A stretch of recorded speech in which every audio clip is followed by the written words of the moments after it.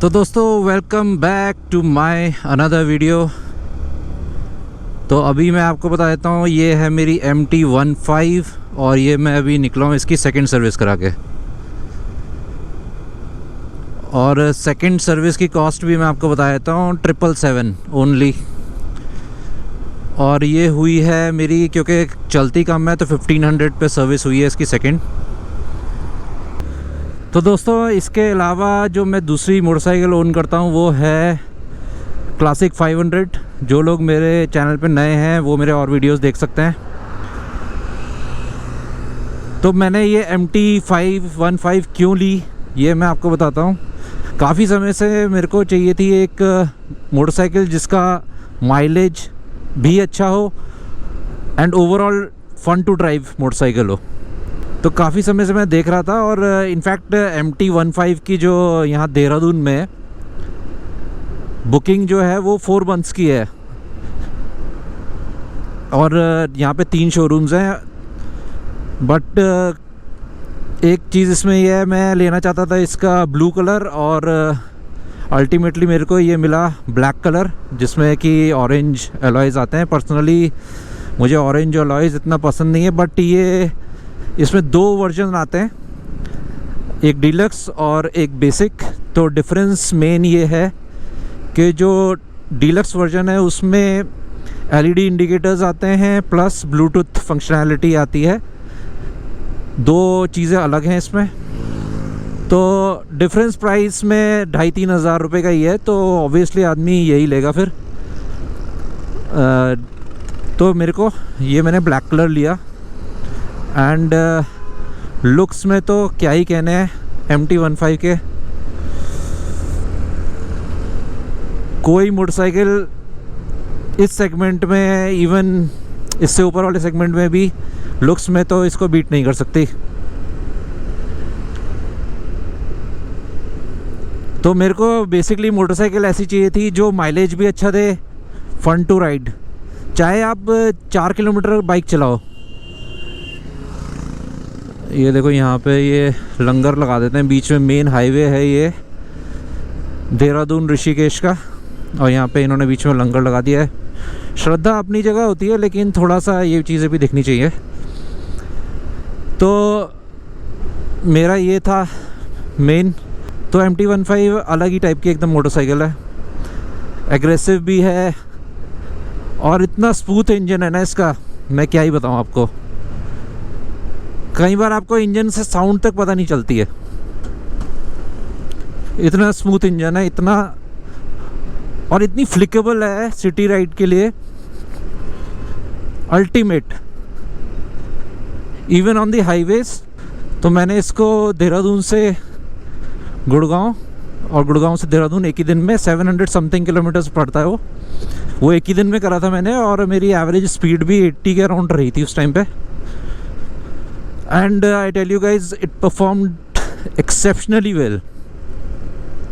कहीं मुझे कोई हीटिंग का इशू नहीं हुआ, कहीं कुछ नहीं हुआ, तो अल्टीमेट। तो अभी ये जो टोल है यहाँ पे, ये टोल का जो प्राइस है ये 100 रुपीज़ का है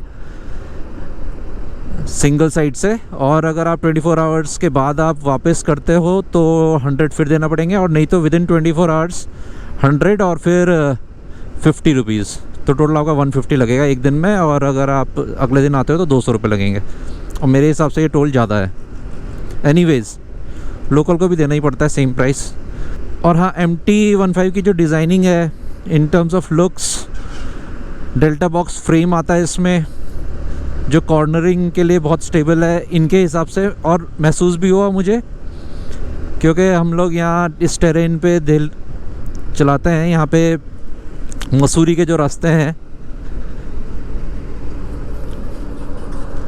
बहुत टर्न्स आते हैं उसमें, तो अल्टीमेट परफॉर्म करती है ये।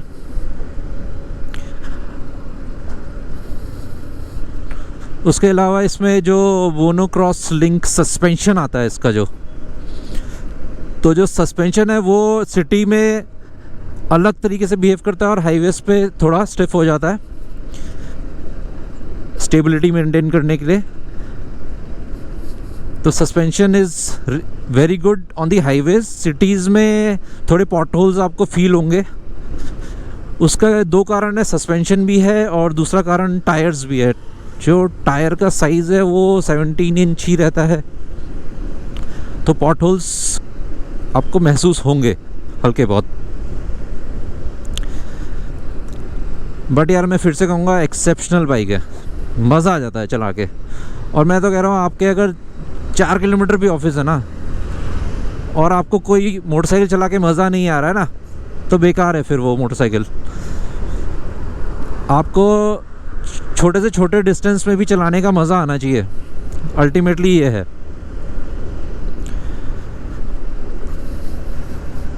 अभी देखो मैं चल रहा हूँ 50 60, बहुत ही स्मूथ, अल्ट्रा स्मूथ है।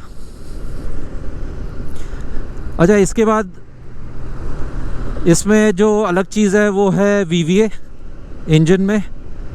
VVA क्या करता है, आपको सिंपल लैंग्वेज में समझाता हूँ मैं, कि सपोज़ आप 7000 RPM क्रॉस करेंगे, 7100 RPM है आई थिंक, तो आपकी पावर ड्रॉप ही नहीं होगी। होता क्या है कि हम जैसे जैसे हाई स्पीड करते हैं तो पावर एक लेवल पर ड्रॉप होनी शुरू हो जाती है और आप टॉप स्पीड अचीव नहीं कर पाते एकदम से। और इनफैक्ट ये हाईवेज़ पे ज़्यादा काम आता है जहाँ पे आपको ओवरटेक करना है। अब आप 90 पे चल रहे हो, इन जनरल इसका 90 के आसपास आप जब पहुँचोगे तब इसका VVA एक्टिवेट होगा। इन जनरल बोल रहा हूँ हाईवेज़ पे, और नहीं तो आप रेव तो कितना भी कर लो। तो 95 पे जब एक्टिवेट होगा तो आपकी पावर ड्रॉप नहीं होगी, आप इजीली ओवरटेक कर सकते हो हाईवेज़ पे।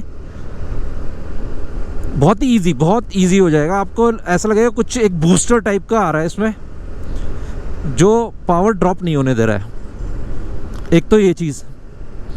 तो इसके बहुत सारे फीचर्स ऐसे हैं, जैसे मैंने आपको गिनाया, एक इंजन हो गया, VVA हो गया, और जो मोनोक्रॉस लिंक सस्पेंशन दिया हुआ है वो मैंने पहले देखा था आई थिंक हिमालयन में, अब नई वाली हिमालयन में चेंज हो गया है वो सस्पेंशन। तो वो ऑफ रोडिंग के लिए भी काम आता था, तो वो ये वाला उसी टाइप का सस्पेंशन सेटअप होता है जो डायरेक्टली चेसिस पे नहीं लगता, उसमें बीच में एक लिंक होता है, वो मैं आपको दिखा दूँगा। तो दोनों तरीके से परफॉर्म करता है बेसिकली वो, हाईवेज़ पे और स्ट्रीट्स में और इवन ऑफ रोड्स पे। ऑफ रोड के लिए बनी नहीं है बट थोड़ा बहुत मैंने कर दिया था एक दिन, तो ठीक था, इट वाज गुड। अब दूसरा पॉइंट है, इतने एग्रेसिव इंजन के अलावा भी 150 सीसी का इंजन है, टॉप स्पीड आपकी 135 पहुंच जाएगी। इवन कुछ लोग ज़्यादा भी कर देते हैं, मेरा खुद का वेट इतना है तो वो थोड़ा सा होता है। तो माइलेज अभी आप देख रहे हो स्क्रीन पे, ये आ रहा होगा, आई होप ये नज़र आ रहा है आपको, 48.9 इसका माइलेज अभी भी आ रहा है। और ये ओवरऑल माइलेज है, जब से मैंने ली हुई है ये इतना माइलेज इसका आ रहा है। और 2 सर्विस हो गई है, आज सेकंड सर्विस थी जैसे मैंने आपको बताया। और हाईवेज़ पे मेरा 51 के आसपास आ गया था, जो मैंने आपको बताया देहरादून गुड़गांव और रिटर्न सेम डे में। 80 के अराउंड मैंने इसकी स्पीड मेंटेन करी हुई थी, 80, 85, 90। और जो स्वीट स्पॉट होता है ना आपका हाईवे क्रूजिंग का, नो मैटर आपके पास कितनी भी हैवी मोटरसाइकिल हो, आप 90-100 पे ही क्रूज़ करते हो सही तरीके से। मतलब वो इजी रहता है, आपकी विजिबिलिटी भी सही रहती है और कंट्रोल में भी रहती है मोटरसाइकिल, तो उतने पे ये बहुत ही इजीली क्रूज़ करती है। दो, मैं ये कहूँगा कि ये बहुत ज़्यादा हाईवेज़ के लिए बनी नहीं है, ये एक स्ट्रीट फाइटर टाइप की मशीन है, तो इतना ज़्यादा एक्सपेक्ट भी मत करो कि हाईवेज़ के लिए है, ये है वो है। ये देखो अभी मैंने 6th गियर पे ही एक्सीलेटर दिया है एंड इजीली 80 पहुंच गई, बहुत इजी है। इंजन में कोई नॉकिंग नहीं है, कोई नॉकिंग नहीं होती इसकी। मेनली तो मैं गियर यूज़ करता हूँ 2nd, 3rd, 4th, 5th, तो फर्स्ट गियर भी इजीली इसका लगता नहीं है, मतलब पिकअप के टाइम पे लगता है जब आपने स्टार्ट किया। बट अगर आप सिटी राइड कर रहे हो आपको फर्स्ट गियर की ज़रूरत ही नहीं पड़ेगी, सेकंड गियर पे पिक कर लेती है इजीली। ऐसा नहीं है कि आप उसको रेव कर रहे हो हार्डली, तो इजीली पिक कर लेगी ये। अच्छा, कुछ लोगों का ये है कि पावर ड्रॉप करती है अगर आप पिलियन बिठाओगे। पहली बात तो मैं आपको एक क्लियर कर देता हूँ, ये पिलियन गियर बनी नहीं है, और ऐसी बातों में आप यकीन भी मत करो। कौन सी मोटरसाइकिल है जो 2-4-5% पावर ड्रॉप नहीं करेगी? ऑब्वियसली आप जब तक वेट बढ़ाओगे बाइक के ऊपर तो कहीं ना कहीं, चाहे बड़ी से बड़ी मोटरसाइकिल हो, थोड़ा बहुत पावर ड्रॉप करेगी, और वो महसूस नहीं होता कभी भी। ये फालतू की बातें हैं, लोग ज़बरदस्ती के नेगेटिव पॉइंट्स निकालना चाहते हैं, तो उसमें बिलीव मत करो आप। दूसरा मैं कह रहा हूँ, पिलियन के लिए भाई साहब ये मोटरसाइकिल बनी ही नहीं है, टू बी वेरी क्लियर। आप सिंगल ही राइड करोगे, मज़ा आएगा आपको। इवन मैं आपको बताऊं, जो इसका ग्रैब रेल है वो इंडियन मोटरसाइकिल के लिए ही बना रहे हैं ये लोग, ग्रैब रेल। आप इसके बाहर के वर्जन्स आप चेक करोगे, उसमें ग्रैब रेल ही नहीं है। वो तो डबल सीट इनको लगानी थी सिंगल सीट में ही, तो इन्होंने लगा दी। नहीं तो मेरे को लगता है अगर ये सिंगल सीट भी बनाते ना तो कोई फ़र्क नहीं पड़ता। तो ये क्लियर कर लो आप कि ये सिंगल राइडर के लिए ही है, और मज़ा भी आपको उसी में आएगा। तो एक तो ये हो गया। और मेरी एज ऐसी है कि मतलब I been riding motorcycles, two wheelers basically, जब मैं 7th क्लास में था तो 1993 में मैंने बजाज सुपर सीखा था। जाओ भैया, तो वहाँ से मैं चला रहा हूँ। और उसके बाद चलो उसके बारे में कभी और बात करेंगे। जो मैंने बहुत लंबी रखता हूँ मैं, कोई भी मोटरसाइकिल टू व्हीलर है 10-15 साल तो कहीं नहीं गए। तो अभी इसको मैंने जून जुलाई में ली थी। अच्छा हाँ, इसका मैं आपको प्राइस बता देता हूँ। इसका प्राइस मेरे को पड़ा था 2,01,000 rupees, to be precise, exact. वो 1,000 रुपये भी इनके, जिस दिन मैं इसकी डिलीवरी लेने गया था उस दिन कंपनी ने 1,000 रुपये इसका बढ़ा दिया था। प्राइस बहुत जल्दी इंक्रीज़ कर रही है कंपनी ना इसके। अच्छा, सेम मैं आपको बता रहा हूँ, 3 शोरूम्स हैं देहरादून में ये, और तीनों शोरूम्स में अलग अलग प्राइस में वेरिएशन है। बट जहाँ से मैंने ये लिया है अभी तो इनके प्राइस बेस्ट है देहरादून में। अब डिफरेंस कैसे आता है मैं आपको ये भी समझा देता हूँ। बहुत सारी जगह मैंने ऑनलाइन वीडियोस भी देखे, लोग लूट रहे हैं, प्योर लूट है, मैं आपको क्लियरली बता रहा हूँ। पहला, एक्सेसरीज़ आपको ज़बरदस्ती थोप रहे हैं। एक्सेसरीज़ कभी भी मैंडेटरी नहीं होती है, कभी भी ज़रूरी नहीं होती है एक्सेसरीज़। तो आप एक्सेसरीज़ की प्राइस तो कभी आप उसमें इंक्लूड मत कराओ। जो आपको एक्सेसरी पसंद हो सिर्फ वही लगाओ। जैसे मैंने इसमें इंजन गार्ड लगाया बस, उसके अलावा कोई एक्सेसरी मैंने, अच्छा हाँ, ये भी मैंने ये USB इसकी लगाते हैं, आई थिंक 350-400 रुपये का जो भी है। इसके अंदर सीट के नीचे एक ऑप्शन दिया हुआ है, उसके अंदर से डायरेक्टली ये USB बाहर आ जाती है। तो ये है, थोड़ा सा ये ऑकवर्ड है, यहाँ पे एक ये क्लैंप सा दिया हुआ है इन्होंने, तो ये रहता है। बट ये एक एक्सेसरी है, और वो भी मेरी चॉइस पे ली मैंने, ऐसा नहीं है कि कंपनी ने बोला हो। कई डीलर्स जो हैं वो आपको ज़बरदस्ती बोल रहे हैं कि ये आपको लेनी ही पड़ेगी। अरे क्यों लेनी पड़ेगी भाई? ये चीज़ पहली चीज़। दूसरा मैं आपको बता देता हूँ, जो PDI होती है, प्री डिलीवरी इंस्पेक्शन, कभी भी प्री डिलीवरी इंस्पेक्शन का पैसा कस्टमर नहीं भरेगा। जो डीलर ये कर रहे हैं दैट इज़ कम्प्लीटली इलीगल, क्योंकि PDI के चार्जेस इनफैक्ट कंपनीज़ डीलर्स को देती हैं उल्टा, और कई डीलर्स क्या कर रहे हैं कि PDI के चार्जेस ले रहे हैं। तो इस तरीके की चीज़ें आप अवॉइड करें। ऐसा करके डीलर कोई कर रहा है तो आप उसको क्लियर करो, उससे बात करो कि भैया ये चीज़ें इलीगल हैं, और उनको पता है ये बात। अब जो जैसा बंदा मिलेगा लूट लेंगे, सिंपल। तो ये हो गया। अच्छा, दूसरी चीज़ मैं आपको एक और चीज़ बता देता हूँ जो जिसमें ये लोग लूट कर रहे हैं। दूसरा है सर्विस में। सर्विस में आप जाओ, फर्स्ट सर्विस में आपकी चॉइस है, आई थिंक ऑयल वगैरह का कुछ है, एक इंजन ऑयल और एक ऑयल फिल्टर चेंज होता है, दो ही चीज़ें चेंज होती हैं। उसके अलावा ये फ्लश वगैरह और ऑयल बूस्टर ढिकाना फलाना, ये सारी फालतू चीज़ें हैं। और सबसे ज़्यादा प्रैक्टिसेस ये चल रही हैं आपकी जो स्कूटर्स हैं, स्कूटर्स में आई थिंक इन लोगों के मार्जिन्स कम रहते होंगे सर्विस में, तो they try to loot people in this manner. तो ये चीज़ है, तो आपको ये सब चीज़ें अवॉइड करनी है। और कहीं हो रहा है तो आप बोलो और वो वेव करेंगे। मैं बता रहा हूँ आपको, वो बिना क्वेश्चन के वेव कर देंगे, क्योंकि उनको भी पता है ये चीज़ गलत ही है। तो कभी भी कोई ऑयल बूस्टर फ्लश और ये सब फलाना फलाना, ये सब चीज़ें डलाने की ज़रूरत नहीं है।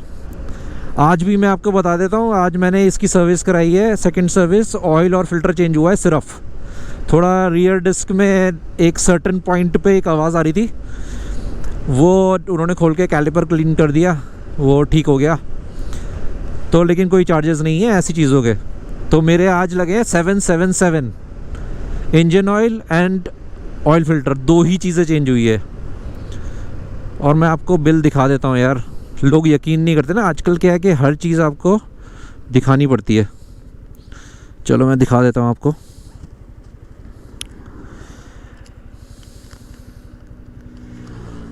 तो ये देखो आप, ये देहरादून का ट्रस्ट ऑटोमोबाइल्स है, और ये देखो मेरा बिल।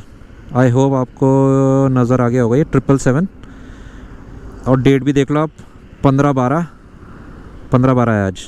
तो क्लियर है, सिर्फ engine oil and oil filter. तो आप किसी भी चीज़ में मत पड़ना, लूट के तरीके बहुत हैं लोगों के पास।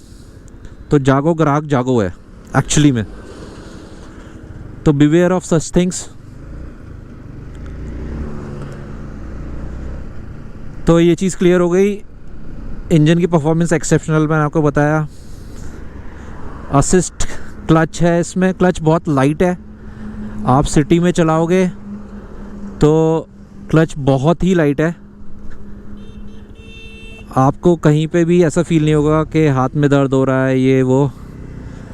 बहुत तेज़ी से आ रहे हैं यार लोग। चलो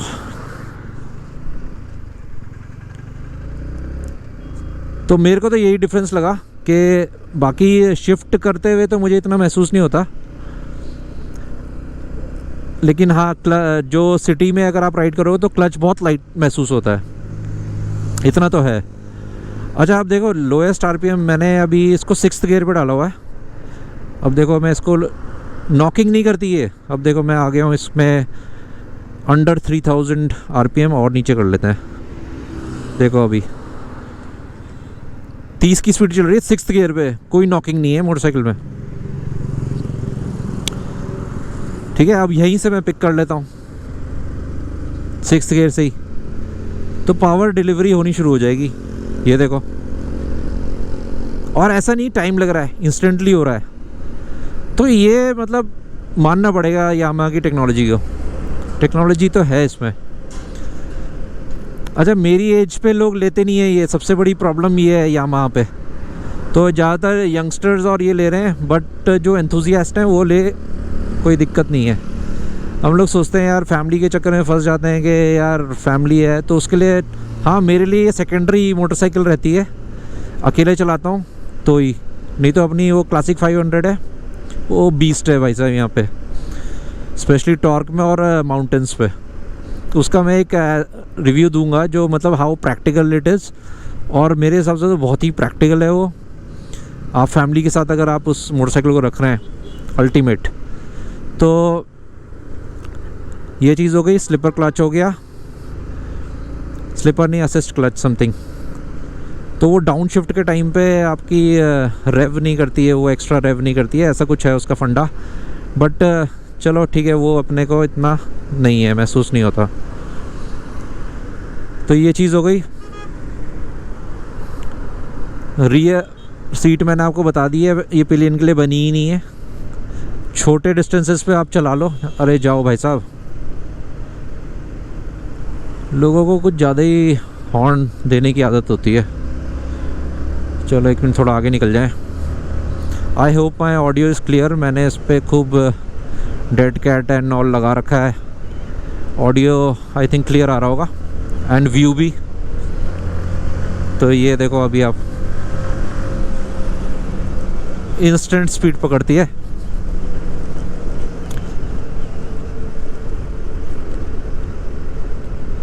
थर्टी से मैंने लोएस्ट रखा है इसका 6th गियर पे, और अभी तक देखो कोई दिक्कत नहीं। कहीं पे भी स्पीड मांगो, स्पीड हाजिर है भाई साहब, स्पीड हाजिर है। ये है हिसाब इसका। 140 kgs की सिर्फ है ये, 140 kgs। तो इतनी फ्लिकेबल है ना, एकदम मज़ा आ जाएगा आपको। तो जो लोग ये सोच रहे हैं ना यार कि फैमिली के लिए नहीं है, हाँ फैमिली के लिए तो नहीं है ये। क्रॉस लेग ही आप बैठ सकते हैं पीछे कोई, और वो भी शॉर्ट डिस्टेंस के लिए। मैंने आपको पहले ही क्लियर कर दिया, ये सिंगल राइडर के लिए बनी हुई है मोटरसाइकिल। यामाहा ऐसे प्रमोट भी नहीं करता कि डबल डबल बैठा के जाओ। तो एक ये हो गया। और जब हाँ वीवी एक्टिवेट होता है तो यहाँ पे एक ब्लिंकर आ जाता है इसका। तो जो लोग बहुत एग्रेसिव राइडिंग करते हैं वो खूब रैव करके और उसको, लेकिन अपना वो स्टाइल है नहीं। लेकिन हाँ टेक्नोलॉजी है, अल्टीमेट है, मज़ा आता है, मेन ये है।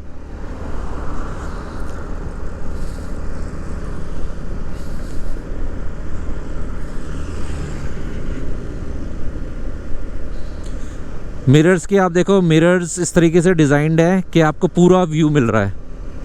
और आपको अभी तक तो इसमें देखो कोई वाइब्रेशन महसूस भी नहीं हो रही होगी, सिंपल चल रहे हैं। तो मिरर्स का एंगल भी बहुत अच्छा है, पूरा वाइड कैप्चर करता है ये। तो ये सारी चीज़ों का ध्यान रखा हुआ है। और बिना मिरर्स के तो मेरे से चलती भी नहीं है। सेफ राइडिंग भी हो जाती है।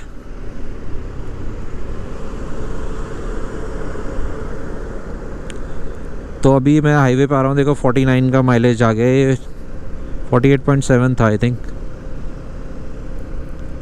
तो माइलेज पावर मतलब दोनों चीज़ें आपको अगर किसी चीज़ में मिल रही है, किसी चीज़ में मिल रही है मोटरसाइकिल में, तो वो यही है मेरे हिसाब से।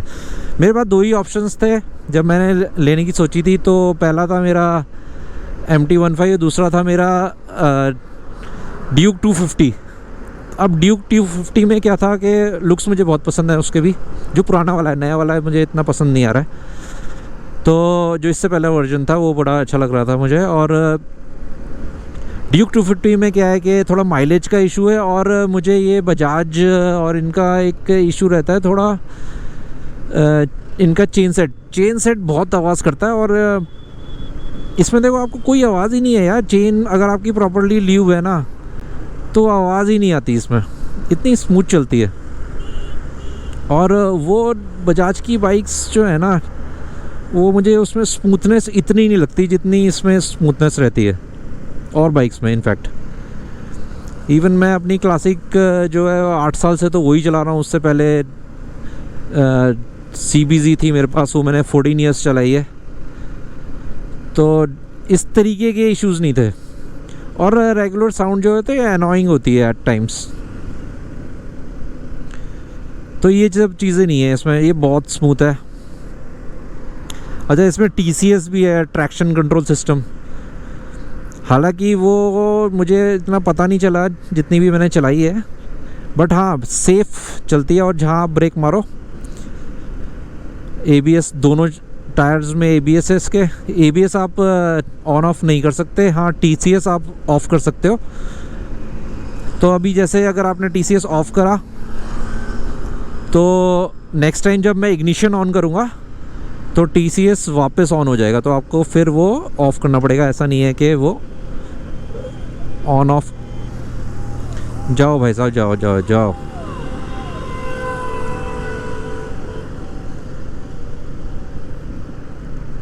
क्या हो रहा है भाई साहब, लोगों को ना कोई सरकारी गाड़ी ना कुछ। एनीवेज, तो ये TCS था इसका। और ब्रेकिंग बहुत अच्छी है, क्योंकि जब आपकी बाइक में ऐसा अग्रेशन हो तो उसकी ब्रेक उस हिसाब से होनी चाहिए, और मेरे हिसाब से इसकी ब्रेक बहुत अच्छी है। एक दो बारी मतलब ब्रेक ने ही मेरे को सेव किया। तो ABS yes, ABS is good. और USD फोक्स जो अगले शॉकर्स हैं बहुत अच्छा परफॉर्म करते हैं। रियर शॉकर मैंने आपको बताया थोड़ा सा आपको कहीं कहीं पे बम्प्स फील होते हैं, तो है ये दो चीज़ हो गई।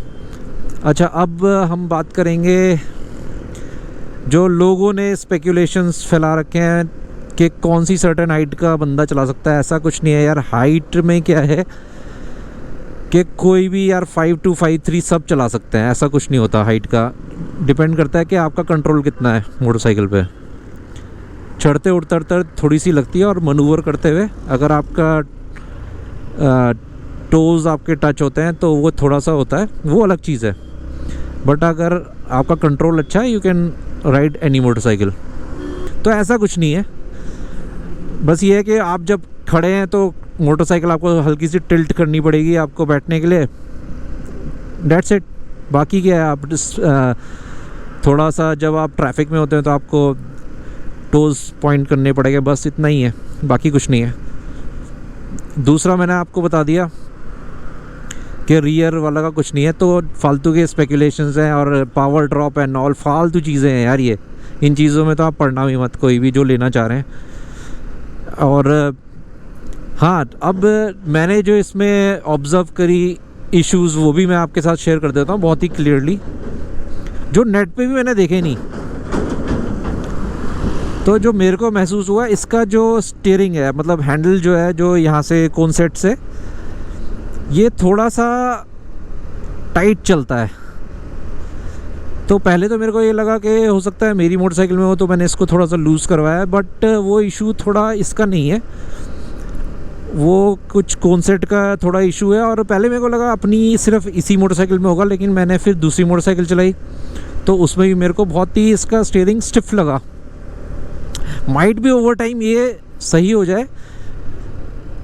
तो एक तो मेरे को ये इशू थोड़ा सा लगा, और इस इशू को ना कंपनी को अभी पता भी नहीं है, माइट भी कि मेरे साथ ऐसा हो रहा हो। लेकिन आपको हाँ थोड़ा सा मेरे को ये फील होता है कि राइट में हल्का सा पेन आ रहा है। अभी मैंने थोड़ा लूज़ करा रखा है इसको, लेकिन अभी तो फिर भी ठीक है। बट स्टिल के हल्का सा कहीं पे लगता है कि ये लेफ़्ट को जाएगा। और नेक्स्ट टाइम मैंने इनसे सर्विस सेंटर से बात करी है, तो ये लोग इसको कॉन्सेट को खोल के और इसका टॉर्क वगैरह एडजस्ट करेंगे जितना होना चाहिए कंपनी के नॉर्म्स के हिसाब से। तो ये सब चीज़ें हाँ दे आर वेरी। तो हाँ, जो सर्विस सेंटर है, जो लोग हैं कोऑपरेटिव हैं सारे, तो नेक्स्ट टाइम करेंगे। आज मेरे पास टाइम भी नहीं था इतना, एक तो ये व्लॉग भी बनाना था मेरे को, तो एक तो ये चीज़ है। दूसरा जो मेरे को महसूस हुआ वो है जो इसकी हेडलाइट है। हेडलाइट क्या है कि कोई उसमें अलग से कोई उसमें रिफ्लेक्टर या उसका कोई फ्रेम अलग से नहीं दिया हुआ है। हेडलाइट अपने आप में एक बल्ब भी है और वो लाइट भी है। तो जो उसकी माउंटिंग है मैं आपको दिखाऊंगा। उसकी जो माउंटिंग है उसमें रबड़ के कुछ वो लगा हुआ है ताकि उसमें मूवमेंट हो तो वो शॉक एब्जॉर्ब कर ले, रबड़ के उसके लगे हुए हैं। अब उससे क्या होता है कि जैसे अभी ये हल्का सा, अभी मैं ये ब्रिज पे चल रहा हूँ तो ये बीच बीच में आपने देखा होगा ये बम्प्स होते हैं ना, तो जहाँ पे भी बम्प्स आपको मिलेंगे ये हल्के से, तो लाइट हल्की सी फ्लिकर होती है, ऊपर नीचे होती है वो हल्की सी, स्टेबल नहीं रहती। मतलब ये थोड़ा सा ऑकवर्ड महसूस होता है जब आप चला रहे होंगे। और हेडलाइट काफ़ी अच्छी है। हेडलाइट पे मैं एक अलग से वीडियो डालूंगा इसका अभी। तो हेडलाइट ठीक ठाक है, अच्छी लाइट है, और इसका एडजस्ट करने का तरीका भी बहुत ही यूनिक है। हेडलाइट एडजस्ट करने का वो भी मैं आपके साथ शेयर करूंगा। इनफैक्ट मैंने उसकी एक रील भी बना रखी है, वो आप देखिएगा। तो एक तो ये चीज़ हो गई। अब बात करते हैं कि किसको लेनी चाहिए। देखो भाई, जो लोग एक स्मूथ मोटरसाइकिल चाहते हैं, फन टू राइड मोटरसाइकिल चाहते हैं, चाहे वो 20 साल का लड़का हो चाहे वो 60 साल का बंदा हो, कोई भी ले सकता है। तो मेरे हिसाब से तो ऐसा कुछ नहीं होता कि एज स्पेसिफिक होता है या आपका टेम्परामेंट उस टाइप का। मैं तो क्लासिक 500 चला रहा हूँ, उसमें उसका कैरेक्टर और इसका कैरेक्टर बहुत डिफरेंस है। उसमें तो आपको ब्रेक भी आप लगाओगे ना, तो ब्रेक आपको पहले ही सोचना पड़ेगा कि इतने डिस्टेंस पे मेरे को रोकनी है, तो कैलकुलेट करना पड़ेगा। आपको धीरे धीरे आदत हो जाती है। पुरानी क्लासिक है वो, लेकिन उसका एक अपना चार्म है, अपना मज़ा है उसका चलाने का, और बहुत मज़ा आता है यार उसको चलाने का। लोगों ने इनफैक्ट मेरे को ये भी बोला कि यार ये 2 क्यों रखी हुई है यार, उसको मैं बेचूंगा, उसकी कोई रीसेल नहीं है, और मेरे को उतने में कोई मोटरसाइकिल अच्छी मिलनी भी नहीं है उस टाइप की। 41-42 Nm टॉर्क है उसका। और हम लोग रहते हैं इस टाइप के, वैली है देहरादून और मसूरी और ये सब तो बहुत नियर बाय है, 30 किलोमीटर्स पे ही है। तो हमारा टेरेन जो है हिली एरियाज ही आप मानोगे। और जो वो भाई साहब पिकअप पकड़ती है ना पहाड़ों पे, 2 बिठाओ 3 बिठाओ, बुलेट है भाई साहब, रॉकेट भागती है वो। स्पेशली 500, 350 में थोड़ा सा लगता था मेरे को कि इसमें पावर कम है, इसलिए मैंने 500 ऑप्ट करी। माइलेज का ही बस एक इशू है, बाकी सब चीज़ें सेम है। आपकी थोड़ी सी मेंटेनेंस में आप 200-500 रुपये का डिफरेंस है। तो गाइज़ मैंने आपको होपफुली सारी चीज़ें क्लियर कर दी हैं, और किसी को भी कोई भी शंका हो और वो लेना चाह रहा हो ये मोटरसाइकिल, आप मेरे को कमेंट करो, और मैं सारे कमेंट्स के आंसर करता हूँ। कुछ कमेंट वो छूट जाते हैं जिनका रिपीटेडली आंसर होता है। ये देखो अपना भाई है ये भी, बट ये पीछे से पूरा साफ़ कर रखा है, अपने हमने नॉर्मल रखा हुआ है। मुझे ऐसी अच्छी लगती है, एज का डिफरेंस भी है थोड़ा, और अपने को नहीं पसंद ये चीज़ें। अब आई थिंक इसने टायर भी थोड़ा बड़ा डाला रखा है। ये देखो उड़ गए भाई साहब। ये है भाई साहब इस मोटरसाइकिल में, तो मज़ा बहुत है। तो होप आपको ये वीडियो पसंद आया हो। काफ़ी लंबा भी वीडियो हो गया है, बट काफ़ी सारी चीज़ें आपकी क्लियर हो गई होंगी इस वीडियो को देख के। और मैं इस मोटरसाइकिल पे हर टिडबिट्स में कवर करूँगा, कर भी रहा हूँ इनफैक्ट। आप मेरे और वीडियोस देख सकते हो। तो होप आप लोगों को पसंद आया होगा, और पसंद आया तो लाइक कर दो। उससे क्या होता है कि थोड़ा सा चैनल मेरा सही हो जाता है लाइक्स से, और सब्सक्राइब करो ऐसे और वीडियोस से के लिए। और this is completely ownership experience जो कि आपके साथ शेयर कर रहा हूँ। मेरे को उस चीज़ों में बिलीव भी नहीं है जो 5, 10, 15, 20, 50 किलोमीटर चला के आप बोलते हो कि नहीं ये ऐसी है वैसी है मोटरसाइकिल। उस पर मैं बिलीव भी नहीं करता हूँ, और मैं आप भी लोग ना करो यार उस पर।